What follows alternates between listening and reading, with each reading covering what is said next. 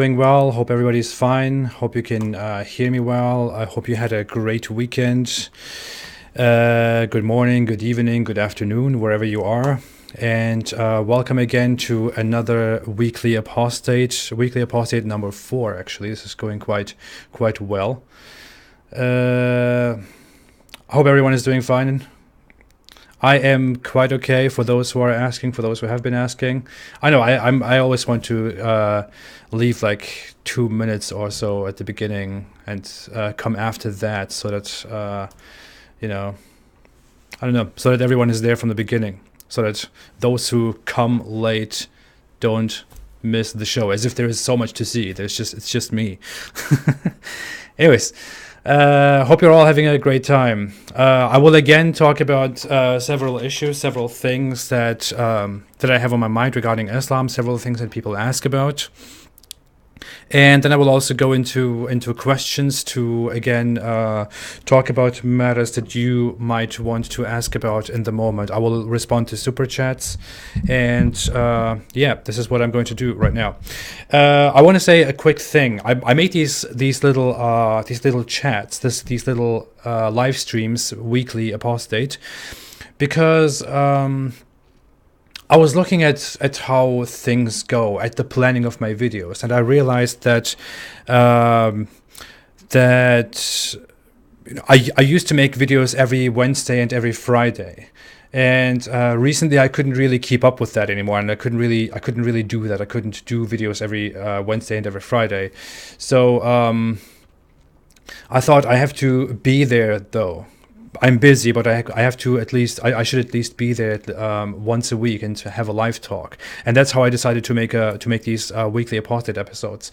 In these, I would love to answer some questions that people ask me, because over that time I realized that there are so many things that people ask of me that I never ever find the time to get to all of that. So if there are things that you want me to talk about that I could spontaneously talk about, then I would lovingly take the opportunity and talk about those things here in the weekly Apostate live streams. Of course, it would be better if I gave these streams a title, except saying weekly Apostate. But I could do that if you ask topics, especially my Patreon supporters, people who support me on Patreon. If you want to forward questions to me, I would lovingly respond to them here during this live chat. All right. A few things quickly from the beginning. There are still people who talk about Muhammad Hijab. Muhammad Hijab approached me, made a collection, a six hour collection of videos made by two individuals who tried to get my attention before, and who tried to make videos so I respond to them so that their channel grows. They even said that. In fact, the person who made those videos, who uploaded those videos, begged me in the messages to respond to him. He said, "Come on, please respond to this one. Please respond to this one."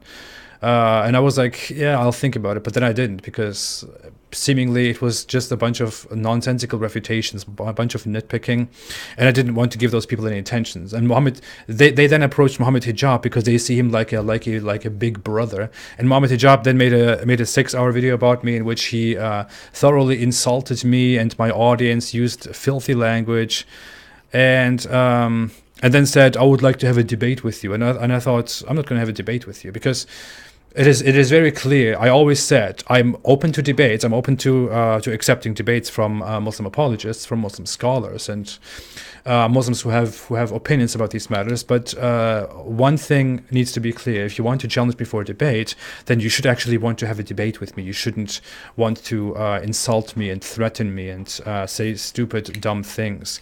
He later went on and made a bunch of stupid accusations, used very filthy language against my mother and my sister and my wife. And of course I rejected that. Now, the Muslims who say, "Why did you reject a debate with Muhammad Hijab?" should ask themselves, if Muhammad Hijab is so confident in his that he would have a debate with me and he would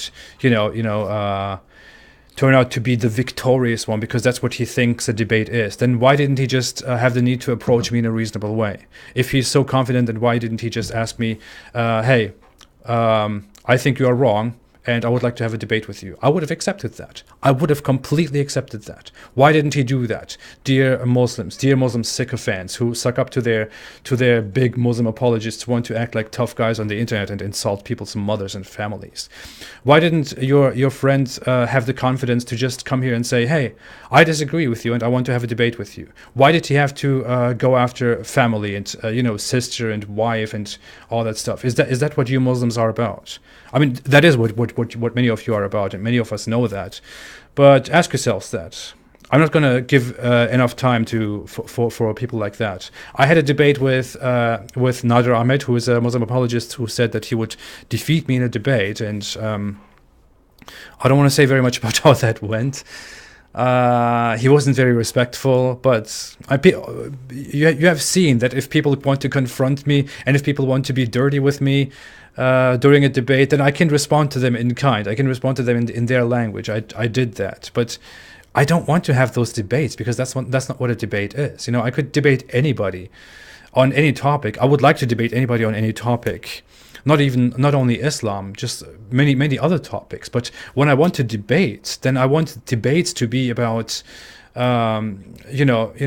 speaking about our differences and, talking to each other about why my position makes more sense to me and why your position doesn't make sense to me, why your position probably makes sense to you, whatever. And the audience can then listen to this and calmly decide. Debates are not places where people should be insulting each other and using the audience to cheer and to say, to bully people and to turn it into an MMA fight and whatever those childish people want to make it.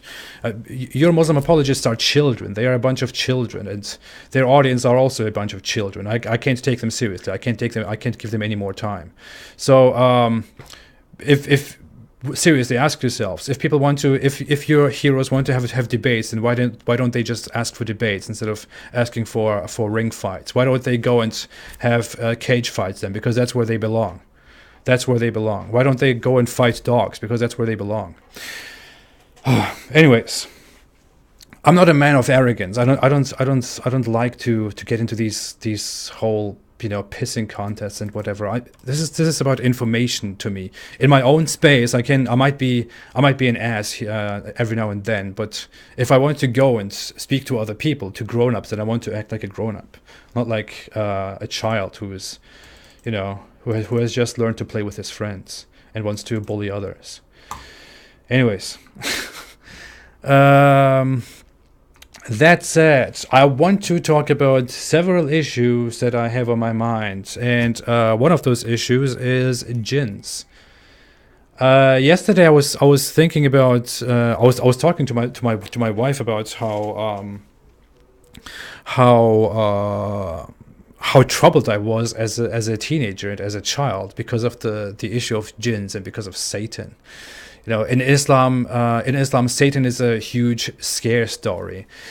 Children are told that Satan wants to manipulate them and come after them and derail them and wants to lie to them and he waits in he hides and he wants to trick you and all that stuff. And you learn that these creatures called jinns are out there, and jinns are in our world. They live among us, and we cannot see them, but they are good jinns and bad jinns, and the bad jinns can be everywhere, and they can do bad things to us outside. They can scare us, and they can want to have relationships with us. In fact, there was a video that I would love to, that I wish I had prepared here, that I could show, in which this Muslim guy was talking about how if women dress inappropriately, that jinns might see them and might like them and might want to have relationships with them and might even want to violate them, have non-consensual sex with them and stuff like that. This is the bunch of nonsense that you learn as a Muslim. If ex-Muslims are here, and I'm sure ex-Muslims are here, but even if Muslims are here, you should tell your stories. As a child, I learned so much that jinns are out there, and that jinns are there to scare us, and jinns can be evil and all that stuff, and that Satan was also a jinn, and that Satan was also a jinn, that he was condemned. That there is a thing that many people who are Christians, for example, don't know about. In Christianity, in Christian tradition and theology, Satan is an angel who has fallen and who has become evil and whatever. In Islam, it's not the same. In Islam, Satan was actually a jinn, and jinns are creatures that are created from smokeless fire, according to Islamic theology, according to Islamic scripture. Jinns are creatures created of smokeless fire, and those creatures are just like humans. They also have a life like us. They live and die. They are good and evil. They make decisions. They go to heaven and hell. They are pretty much equal to humans. Humans are just kind of a level higher, a grade higher, or something like that. And in fact, the Quran speaks to jinns too. The Quran says in many places, "O humans and jinns." When the Quran lists its orders, it also speaks to jinns, not only to humans. In fact, the Quran even says that prophets were sent to jinns. So there were also some jinn prophets, some invisible prophets out there that would talk to jinns. And we learn all that stuff. Of course, as a Muslim, you don't really think about the fault in all of this. Later, when you start doubting Islam, when you leave Islam, or even if you question Islam, if you study Islam, when you are a Muslim, you realize that this whole jinn issue is unique to Islam and Abrahamic religion. There is no such thing in Christianity or Judaism. Now, some Muslim apologists try to object here and say, "Oh, well, demons exist in Christianity," but no, it's not the same. In Christianity, demons are creatures. Demons are considered creatures that are evil in nature, that are evil, noun evil, and that they were cast out by Jesus, for example, back then. That's how far Christian theology goes. Christianity and Judaism don't have creatures that live among us, that are just like humans, that are good and evil, and that will also be judged in the afterlife and all that stuff. Demons, jinns, actually go back to pre-Islamic Arab mythology, to pre-Islamic Arab fantasies. Pre-Islamic Arabs used to think that jinns were creatures that roam the nights, roam the deserts at night, and roam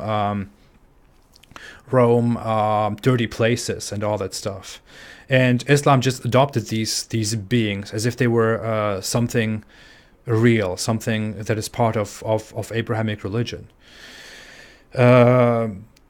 So Islam basically innovates jinns into Abrahamic religion, which kind of should beg the question, why would Islam do that? Doesn't that mean that Islam is kind of disconnected from Abrahamic tradition and religion?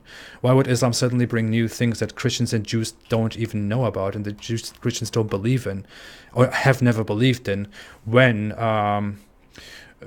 Islam is supposed to be the third step after Judaism and Christianity, because Jews and Christians failed God and corrupted his scripture and whatever, all that bunch of nonsense. Anyways, I'll keep going on quickly. Adrian Cresandi said, "Hey, you are an atheist. You sound like Christian." I am an atheist. I don't sound like a Christian. I don't know. Is that directed at me? I am an atheist. I don't believe in God, and very soon I will probably release my whole project about why I don't believe in God. I have for several weeks tried to collect as much thought as I can in audio notes and written notes, so that I can make a proper video to answer that question, why I don't believe in God, because I think it's slowly time to answer that question. And I will do that. So yes, I am practically an atheist, although I don't really use that label very much. What people often don't understand is sometimes I compare Islam to Abrahamic religion. I compare Islam to Christianity and to Judaism, and talk about how Christianity doesn't have something that Islam has, or Islam has something that Christianity doesn't have, and how Islam contradicts the the knowledge of these Abrahamic religions. I talk about these issues because if Islam is in a big contradiction with Abrahamic religion, that this means that Islam lacks credibility. That something went wrong with Islam, because Islam claims that Allah is the same God who revealed the Bible, and that the Jews and Christians corrupted their scripture and all that stuff. And of course, if there are huge, major discrepancies between Islam and Abrahamic tradition, then this means that there is a problem, and this should prompt Muslims to further think about how something might be wrong with their religion. And in fact, it was one of the major things that happened to me when I think I stopped believing in Islam already, but I was still kind of questioning the motives and what is wrong with Islam. And one of the things that I noticed when I was further looking into it was that the figure Abraham, and that his whole story was completely changed on its way from Abrahamic religion into Islam, and it just didn't make sense. There were so many discrepancies, so many changes to the story of Abraham that shouldn't be there, because they don't benefit or harm Islam and the other religions in any way. So why were those changes made? Obviously, Islam got something wrong. And if Islam got something wrong, then this means that Islam's message, Islam's scripture, the Quran, is unreliable, that Allah is unreliable, which means that Islam is wrong. So the fact that Islam has discrepancies with Christianity and Judaism is something that I think is very important, and that people should really, really think about very often. Anyways, let me respond to a super chat by Slarty Bart Forest. Made a super chat. Thank you so much, Slarty. Here's a better debate topic. Which is your favorite Hitman game or version of H.G. Wells' Time Machine? Also, what are you studying? Oh, yeah, that was very personal. Okay. Well, my favorite Hitman game is actually the current Hitman second season that I'm playing on PlayStation. Yeah, I do that. If other people are interested in sharing their experiences with that, I would love to. I actually sometimes look for people to play together with. When it comes to H.G. Wells' Time Machine, I don't know. I watched the 1960 movie of the Time Machine, and when I watched that, that was when I was still very, very young. And I believe I watched it because my father said that he watched it when he was very young. And then I kind of had an interest in it, and it was so retro, and I really liked how it was done. Although I noticed back then already that the story is kind of the story doesn't completely make sense, and there are several issues with it, and of course it is not up to date and all that. But the 1960 is definitely still my favorite one, although I find the story meanwhile quite stupid. I even find the book, with all due respect to H.G. Wells, I found the story to be kind of a bunch of nonsensical dystopian communist propaganda. But of course, for the value that it carries, I still like it. I still like the fact that it exists. I don't like the new versions of it at all. There was one in 2002 or so. It sucked. It was an awful movie. Anyways, what am I studying? It's complicated because what happened in my past is that after high school I didn't continue and apply for college, because in those times I was kind of part of an Islamic sect that didn't really see a big future in us studying, and I kind of agreed with that, and therein lies the danger of belonging to a Sufi order. Sufi Islam is one of the stupidest things that you can that exists on this planet. I might have a little bias when I say the stupidest things, but it's definitely a very stupid thing. Sufi Islam is very, very stupid. Stay away from that one. It is not as violent and dangerous as traditionalist interpretations of Islam, but it is definitely very regressive and on a personal level extremely stupid and counterproductive. Definitely not for someone who wants to live a good life. Definitely not for people who want to contribute to the furthering and development of humans, of human progress. Sufism is very stupid, and as part of Sufism, I thought that I don't need to go to college, so I never applied to college after I finished high school, which was very dumb. And I still hate that about my past. Then afterwards, after I left Islam, I applied I applied for college again, and I was admitted to one of Turkey's best universities, which made me very happy. It was linguistics, but then I didn't have the possibility because I was now living on my own, far away from my family, and I was kind of being rebellious and trying to live by my own standards, and living in Istanbul by myself was very expensive and very hard, so I didn't really have the possibility to keep studying while doing that, so that failed again. um, but linguistics was kind of funny. Anyways, and then I wanted to, anyways, over all those years it didn't really work out, and now I'm here trying to get my credits again, trying to get my proper undergraduate degree, and I'm currently focusing on psychology.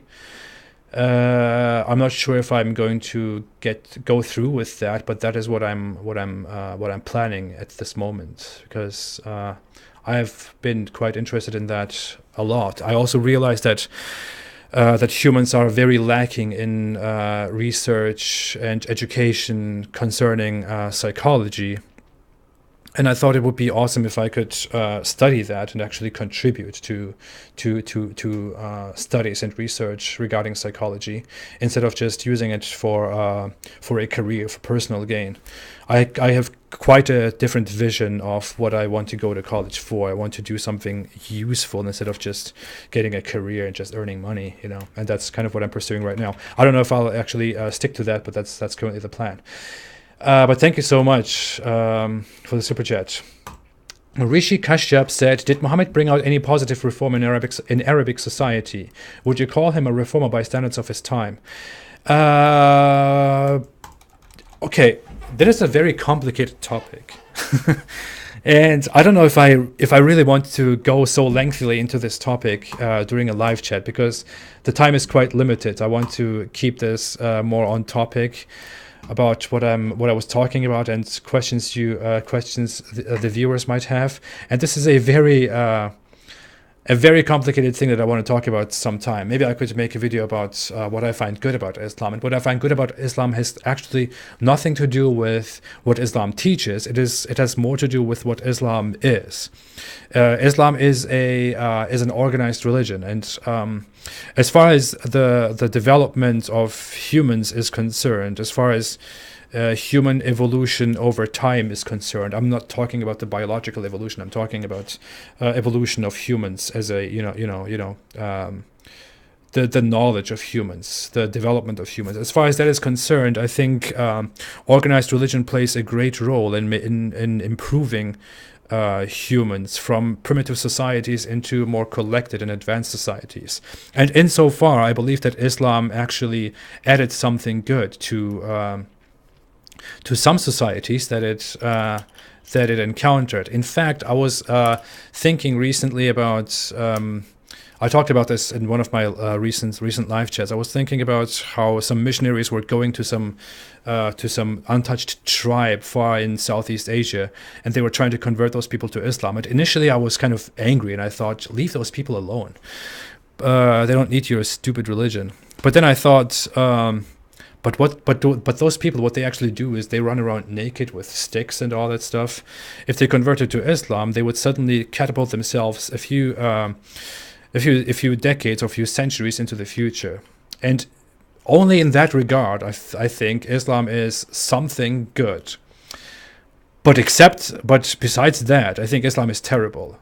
Because besides that, I think Islam is also, looking at today, so far in the past. It is so far behind Christianity, although it came after Christianity. It is even, I think, so far behind Rabbinic Judaism, although that came so long before Islam. It is so far behind our time, so far behind everything that we have today. Islam is a completely dangerously tribalistic, chauvinistic, violent, of course, misogynistic, very dangerous, dumb system and belief. And harmful to society. It has no place in today's world. It has no place in modern societies, in Europe and all that. And we should stay away from it and get rid of it as a belief. Hope that answers your question. But thank you for the super chats, Rishi Kashyap. I'm going to collect these other super chats, because if I just want to respond to super chats right now, I will never get to what I was actually wanting to talk about.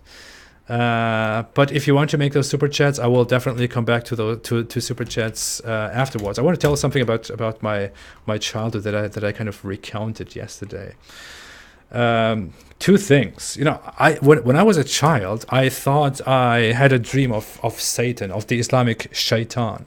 In Islam, Satan is called shaitan. And I had a dream when I was a child where that I was in an attic, and my brother was there in this attic, and the attic was kind of it was very dark. It was reddish. I think there was some fire. There was something burning. And then I saw that there was a piece of wood, and under that piece of wood, something came crawling. And what came out crawling was apparently Satan in my head. That was my dream of Satan. That is what I dreamed as a child. And I was of course terrified. It had, this creature has these big eyes and comes toward me, and is slowly approaching me, and I'm terrified. And that nightmare haunted me for years, very very far into my teenage years even. And now, there are two funny things about it. I had that dream because I was told by my parents constantly that I have to be scared of jinns and of the shaitan, of Satan. That's why I was scared of that. That's why I had such a weird dream, and that, I believe, definitely messed with my mentality. That messed with my psychology. That is not something children should be subjected to, especially not thinking that it is something real. When you dream of something like that, you should as a child go to your parents, and your parents should say, hey, it's just a dream, there was just something wrong, that it's just bad. But as a child, I actually believed that was real, and there was no one to contest that, because what I learned from older people and from my parents and from scripture was that Satan is this scary guy who is there and who tries to eat my food with me if I don't say in the name of Allah before eating food, or who is there if I touch something, if I touch my food with my left hand, or who is even there if I pass wind, or I'm sorry, or if I go to the toilet the wrong way, and that he is constantly there to bug me and to scare me. And that is something you learn as a Muslim. It is messed up. And in fact, what I thought Satan looked like back then was was this. I have no idea where that came from. I believe I might have seen that when I was a child, because it was popular back then. But give me 1 second. Open image here. Let me show you this. Some people might think this is familiar. Screen capture, monitor capture, desktop 1. All right, here. So this is what I thought Satan looked like. For those of you who don't know, this is I believe from the movie The Exorcist, which was in the 90s, as far as I know. This is what I thought Satan looked like, because that's kind of what I associated. This is the face that I associated with Satan in my head for some reason. Maybe I saw that as a child, and I thought, oh, is that Satan? And I didn't really think about that, but that's what happened in my subconscious, and this is what I then dreamt of, because I was told that Satan is some scary creature that wants to get me, and that is after me. And I don't know, I had a bunch of things. I once woke up from a nightmare where I saw a blue fist coming toward my face, and I thought that was a jinn, and I freaked out, and my mother didn't know what to do with me, and she had to kind of take me to the doctor in the middle of the night to find out what's going on with me, why I'm screaming and not stopping. I don't know. It's kind of it's crazy that Islam, you keep believing that there are these jinn, and then you realize that the jinn are just mythical creatures that don't exist. You know, it's just a bunch of nonsense. It is a bunch of stupidity. It's a bunch of 7th century Arab desert mythology. It is scare stories. Arabs used to believe that Arabs used to believe that creatures called jinns are almost like gods, almost like the gods, like the idols, and they roam the nights. And this is what you as Muslims believe in. Dear Muslims, if you are here and if you honestly believe that jinns exist and that you need to be scared of jinns, please go and go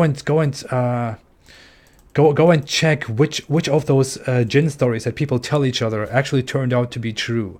Who has ever proven the existence of jinns? Who has ever proven that jinns exist? What are jinns based on?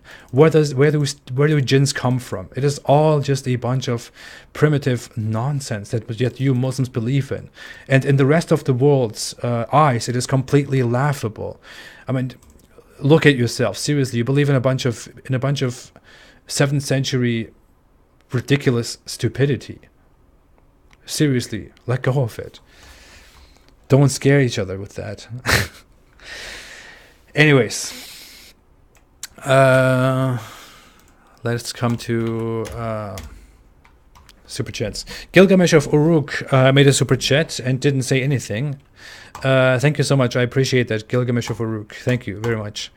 Hindu Historian made a super chat, always here, thank you Hindu Historian, and said, I know exactly how it feels to miss out on an excellent college opportunity due to things mostly outside your control. Feel for you. Thank you so much. You know, there was actually a thing, for quite a while, I didn't even want to be open about it. I didn't even want to be open about how I missed college and why I couldn't properly go to college, why I couldn't finish college and all that stuff, and I felt embarrassed, you know, it is a thing.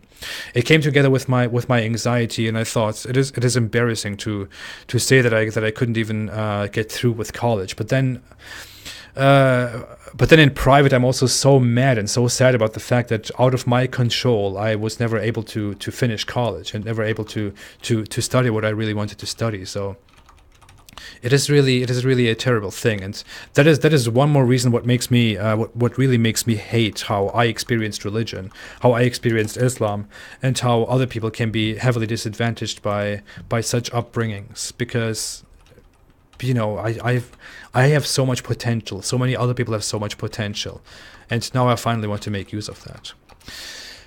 Thank you, Hindu Historian, I appreciate that, and thanks for the super chat. James SC, also always here, thank you so much, made a super chat and said,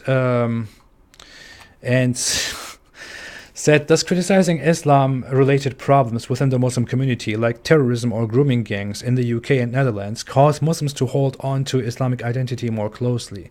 How to avoid that from happening?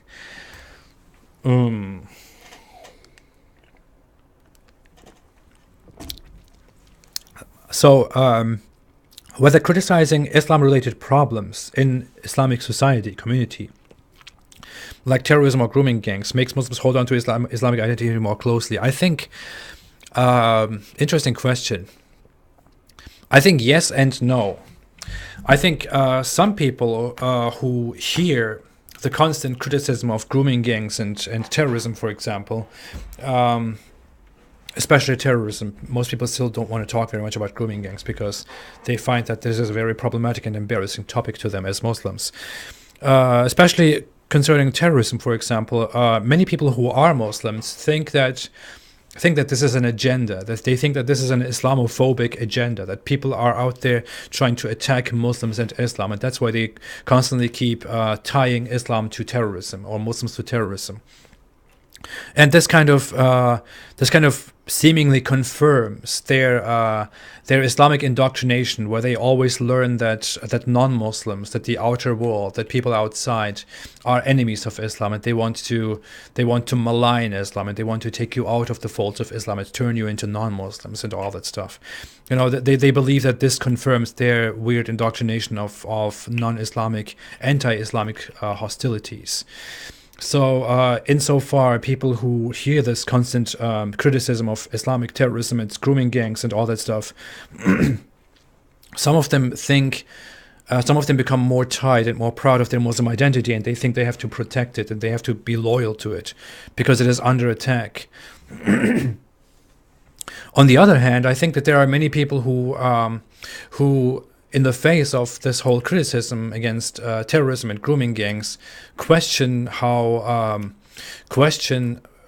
whole notion that Muslims were more moral, or that Islam was superior, morally superior to other cultures, to other beliefs, and they come to question that entire thing. And I have witnessed many people who were ashamed of saying that they are Muslims because they don't want to be associated with Islamic terrorism, for example, or who are ashamed to say that they believe in Islam because of matters regarding women. In fact, we even have shows like that recently circulating streaming services like Hulu. I just saw one yesterday. I haven't really watched it very much, that's why I don't want to say very much about it. But it goes both ways. You know, this criticism of problems in Muslim society pushes some people away from Islam and draws other people closer to Islam. It's really it's a turbulent, complicated topic.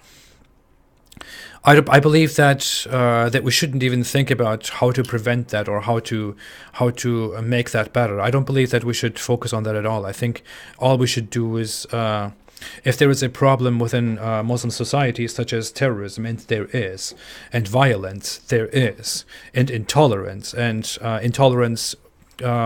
against other beliefs, other cultures, women, homosexuals, and all that stuff, then we should address those issues. It doesn't matter whether people will be distanced from Islam or get closer to Islam. It doesn't matter at all. All we should do is stay true to the fact that there is something wrong happening and we should be addressing that wrong thing. You know, it doesn't, you shouldn't think about the outcome of your criticism. You should rather think about why you want to criticize, because that's the reason that you criticize things for, or at least that's what it should be. You should criticize certain problems because those problems are problems, because they are wrong, not because you want to cause a certain effect. Like pushing people away or drawing people closer to that certain thing. That's my humble opinion.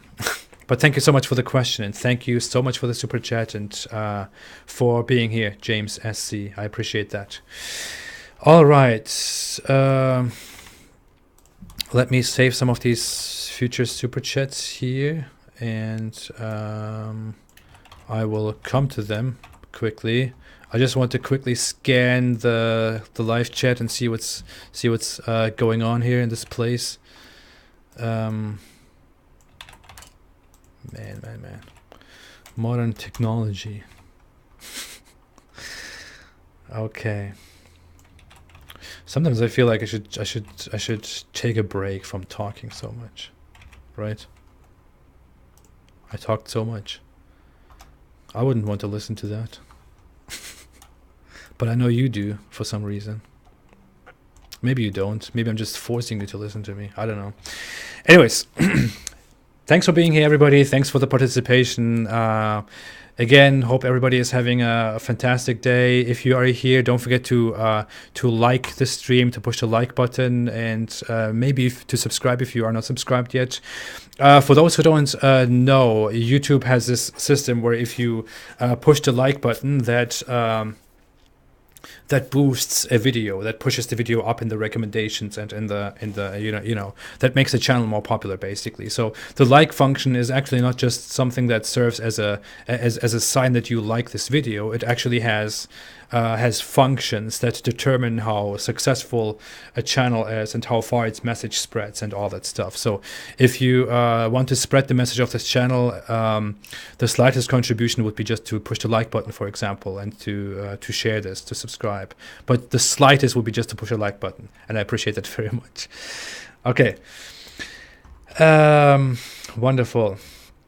121 Jones said, I like listening, AP. Thank you so much. I appreciate that. Of course, I'm just, I sometimes make arrogant jokes, but I just make that because I like to make fun of myself, because that's so much fun.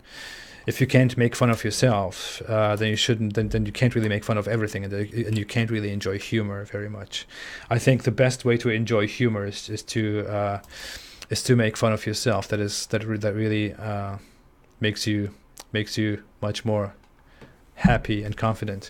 Anyways, 121 Jones said again, millions are leaving Islam. That is true. In fact, I'm working on a project called The End of Islam, and I will share more updates about that quite soon, hopefully.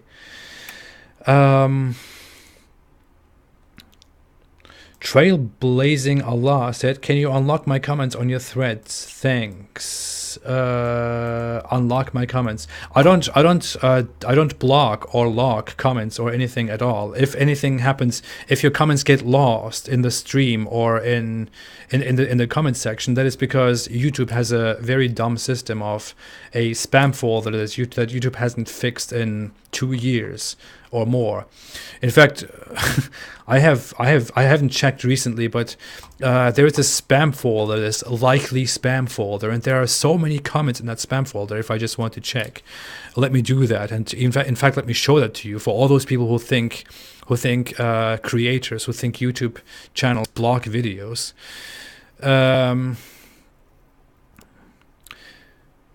Look, let me share this right here.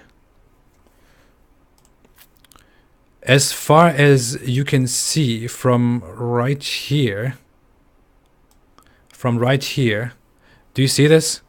It says likely spam 42,000. So according to my YouTube interface here, there are 42,000 comments held in my likely spam folder that I'm supposed to go through and approve or reject. When I first started my YouTube channel, I actually did that. I was actually dumb enough to think that I can control this. And I would check this like several times a day and would approve comments. I would just almost approve everything. I would just go here and approve everything. But now it has accumulated to 42,000 comments that YouTube thinks is likely spam. YouTube channels, YouTube creators have been pointing this mistake out forever. That there is this stupid bug going on that YouTube randomly marks comments as spam, and that needs to be solved. That YouTube needs to set these comments free, but YouTube isn't doing anything about it. Most likely because they don't know how to solve this problem, because they are so deep in this dirt now that they have no idea how to solve it. It is really amazing how YouTube manages this platform. I'm really surprised how they still continue having a stable video streaming platform.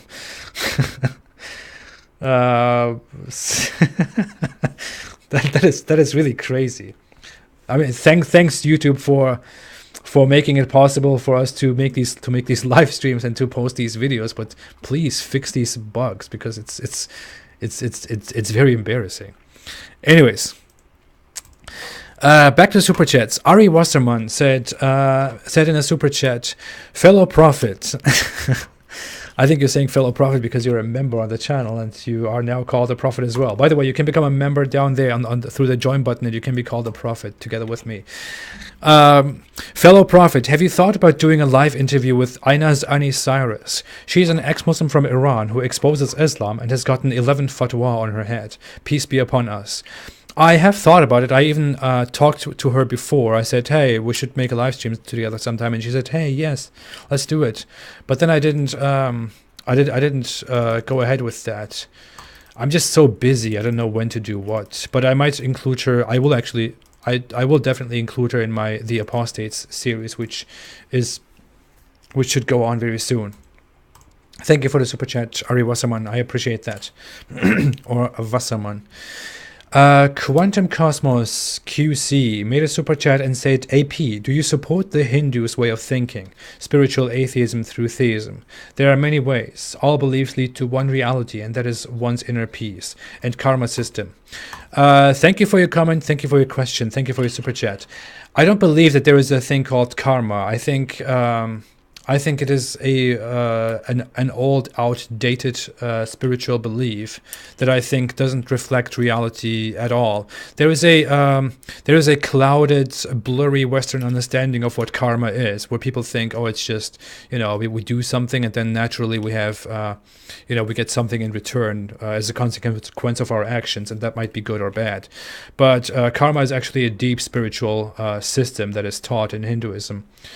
And I don't believe that it reflects the truth and reality in any way. I think it's an outdated, superstitious belief, to be very honest, if you ask me. But that is just my opinion. You can keep believing in it. And so I don't believe in it. I don't believe that we are all spiritually connected, that there is anything like that going on. What I do believe is that some of the methods of Hinduism and Buddhism, or even monotheistic religions, serve to further understand ourselves and to reach a state where we can be more in control of our impulses and our desires and all that stuff. I have recently been thinking about that.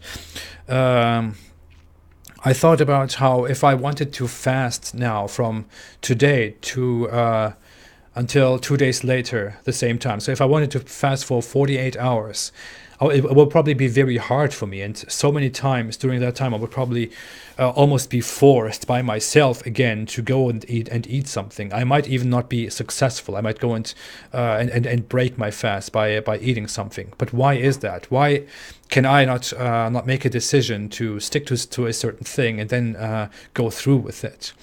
Why can I not be completely in control of myself? Why am I so much a slave of my impulses and desires? And then I thought that it's probably therefore useful that religions have a way of making you focus on having more self-control.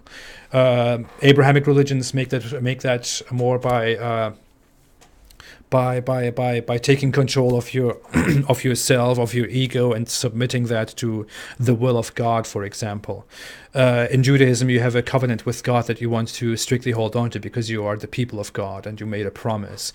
In Christianity, that is Christ-like, and that is what you are supposed to do, and that is good. Because God is good and God wants goodness from you, and that is good. In Islam, it is submission. You are supposed to submit your inner self, your ego, to the Almighty Allah. In Buddhism and Hinduism, for example, it is to find inner peace, to connect with the world and with the. You know what I mean. I don't think I'm a master of the words of Hinduism and Buddhism yet. But insofar, I think they have a good function. I said insofar several times today. But in that regard, I think Eastern dharmic beliefs, Hinduism and Buddhism, have a good function. But I don't believe in the whole spiritual part of it, and it would be very exhausting for me to actually believe in that. All right. Also, yeah, something to add. Bad things happen to good people too. I don't believe that there is a system in the world where all your bad actions result in bad outcomes and come back in bad ways to you, and all your good actions come back in good ways to you. I don't believe that is true. I think that is just something that people made up because they couldn't deal with the fact that some people do good things and don't get anything in return, or some people do very terrible things and just get away with that. And Eastern beliefs interpret that as if you do something good, you will get something good in return, and if you do something bad, you will get something bad in return. While monotheistic Abrahamic beliefs, at least after Christianity, believe that you will get your reward or punishment in the afterlife. I believe people should just, from my perspective, I think people should just deal with the fact that some people get away with bad things, and many people don't get anything in return for good things that they do. But so much about what I believe. I sometimes would like to make a second channel and just talk about these things forever, because there's so much that I want to talk about these things, but I don't want to talk about them here on this channel, because this channel should be more about Islam and less about what I actually believe, because I believe there are too many channels that are about what people themselves believe. All right, but thank you so much, Quantum Cosmos. Someone said that is too simplistic. I believe it's just reality. Reality is very simple. I believe people overcomplicate things very much because they can't accept the simple truths of the reality that we live in. But that's just me. Gilgamesh of Uruk made a super chat. Thank you for your super chat, Gilgamesh Uruk. And said, I am researching the Ottoman public default. If you are interested, we can make a video about it. Islam played a negative role in finance. Cheers. I believe Islam played a negative role in so many things, especially when we come to the Ottomans. But Ottomans were also had some terrible policies that were that they made due to Islam or despite Islam that brought their own end. I was just thinking about how Islam formed a giant army of a giant class of soldiers from kidnapped Christian children known as the Janissaries. And they actually raised kidnapped Christian children and formed a giant class of soldiers, which became the strongest army in Europe. And people were terrified of the Janissaries. And it was the first organized giant army in Europe. And that also brought the end. I don't know why Ottomans ever thought that was a great idea. Other people probably didn't do such a powerful thing because they were afraid of it, and Ottomans were not. But what you do is, as an Islamic empire, you kidnap non-Muslim children, and then you turn them into your slaves and soldiers, and then they bring your end. That is of course an awesome thing that can happen to a Muslim empire. But contact me on Twitter, please, or per email, and I can look at that. I am very behind in my Twitter messages and emails, so excuse me for that. But I would definitely be interested in that. Piotr Gorechki said, why do you do videos with David Wood? Because I consider David Wood a friend, and I'm interested in his perspectives, and I think that he is a very fair person what concerns the criticism of Islam. I don't care that he's a Christian.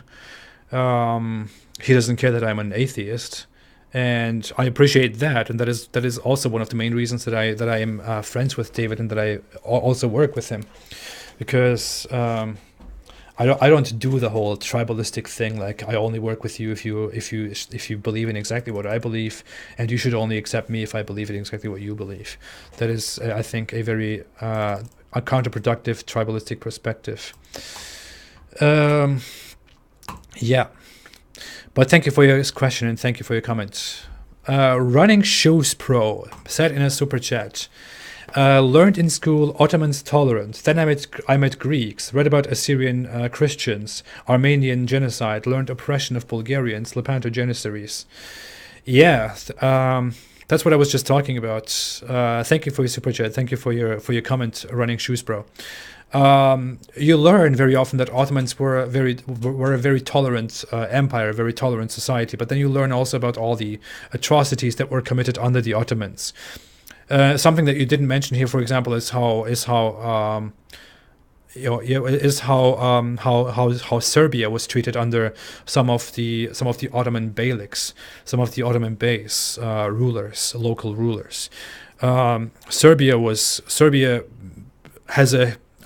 Serbians basically have historical records of how they were oppressed and massacred, and how their most holy places were destroyed by the Ottomans. And there's so much bad stuff that happened on the Ottomans. And we only talk about non-Muslim victims too. What we should also talk about is how the Ottomans oppressed other Muslims in their empire, and how other Muslim societies that were not Sunni Muslims were massacred and fought and died for freedom. But you could say that the Ottoman Empire was in many ways much more modern and more tolerant than other Islamic empires, and that they were, and some people would like to point out that they were therefore tolerant, that means that Islam is also tolerant, but that doesn't make sense. The issue with the Ottoman Empire is that the Ottomans were in many ways very un-Islamic, and the general Muslim populations in many Muslim lands under the rule of the Ottoman Empire didn't like how the Ottoman rulers ruled things, because the Ottomans were in many ways, as said, considered very un-Islamic, considered very un-Muslim. They were thought of as being perverted, as being as corrupting Islam. So the Ottomans are definitely not a great example of how tolerant Islam is. All right. C Punish 1 said in a super chat, "Thank you, AP, for your efforts and dedication for the truth." Thank you so much. I appreciate that. And thanks for the super chat. Thanks for the comments. Thanks for the participation, everybody. Thanks for being here. Thank you so much. I appreciate that. I should be going. My throat is killing me. And 1 hour is almost over. Okay, Johnny Blaze 031 said, "Love your work, AP. Keep up the great job, brother." Thank you so much. I appreciate that. Thank you so much for your comment, for your participation. Thank you for being here. Ask Jesus, apostate prophet, what is the best thing I can say or do to get Muslims out of their false religion from hell? There is so much here. I don't know even what to begin with, but I don't know. You can. I talked about so many things. You can maybe look through my channel. You'd look through what people thought were the best videos, the best point that I made ever, and maybe you can go ahead with that. I believe that that one thing that is complicated, but that Muslims should be confronted about, is that Allah is a very questionable.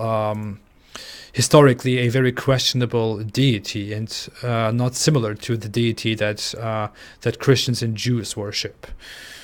But more to that, you can find more to that in 2 videos that I made. One of which is Allah gets his name wrong, and the other is Allah and Yahweh. Is Allah the same God that Christians and Jews worship?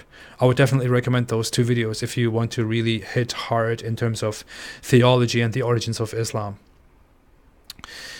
All right. Norris Bertha said, "You rule." Thank you so much. I appreciate that. Thank you, everybody. Thank you for being here. Thank you for your comments. Thank you for everything. Carol said, "Feel better." I will. It's just from talking. Okay, well, I should get going. One more final super chat. Jenny Elif said, "Hi AP, I'm from Germany. We love you here." Thank you so much. Vielen Dank, Jenny. Grüße nach Deutschland. Grüße an Deutschland. Dankeschön. I love Germany. What